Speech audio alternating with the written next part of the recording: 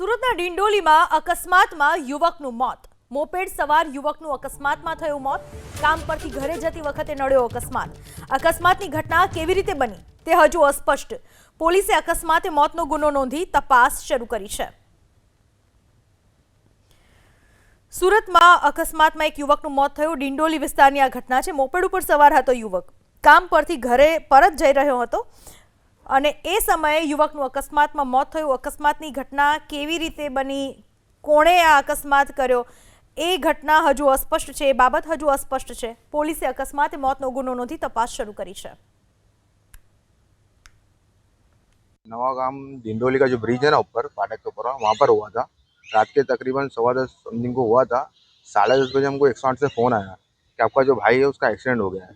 तो हम तुरंत ही निकले। तब तक उन्होंने यूँ किया कि उसको नई सिविल लेने में आ गया है, अब नई सिविल ही आ जाऊँ।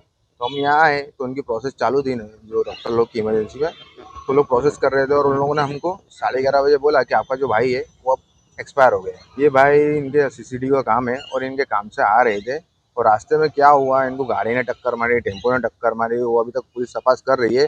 और उसके लिए हम चाहते हैं कि जल्दी जल्दी तपास हो कि हमको भी पता चले कि क्या है, क्योंकि हमको भी अभी पता नहीं है कि किस वजह से एक्सीडेंट हुआ, क्या हुआ।